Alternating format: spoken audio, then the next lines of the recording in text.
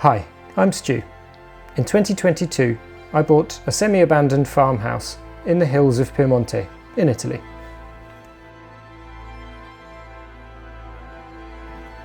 Join me and my family as we renovate the property and try and bring some love back to the land around it. Hello, welcome back to another episode. I've been excited about this one for a while. It feels like I've been waiting a long time for it to happen. We've had delivery of all of our bits to go in the technical room, and we're in the process of installing everything.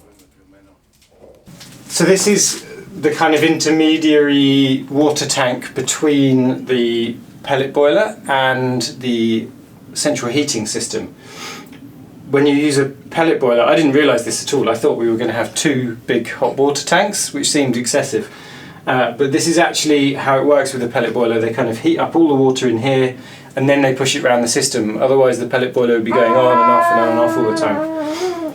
If you look this way, this is the big container, which is actually just a sort of big like sack for the pellets, and a truck will come and a little spout will come out into a hole and just fill this full of pellets.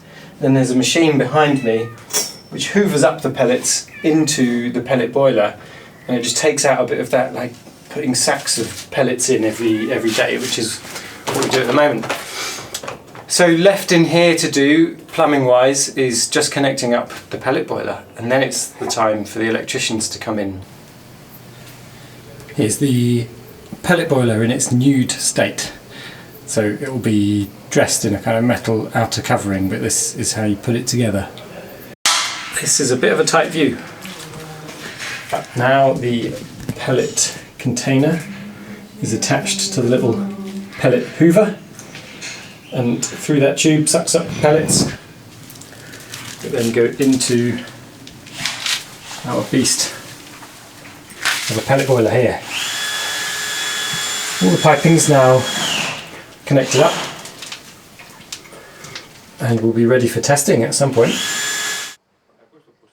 This week we also saw the builders add another layer onto the scaffolding, so it went all the way to the roof, and they started the dirty, horrible job of removing all of the dust and material from in the attic space, which is what they're doing in this clip. And then that allowed them to put down the layers of insulation that we need to keep the house warm. They've also gone up onto the roof and started to replace all the tiles that were broken and add in the proper clips that will keep them all in place and stop them from sliding down and crashing to the floor like they've been doing in the past.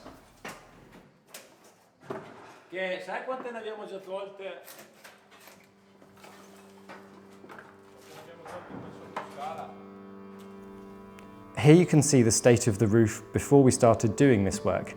You can see there's some gaps in the tiles, and there's some tiles that have slid on top of each other. And this is because there wasn't a clip for each tile. And so now we've done this work, it's all a lot more neat, it's a lot more secure, and this will ensure the future of this roof.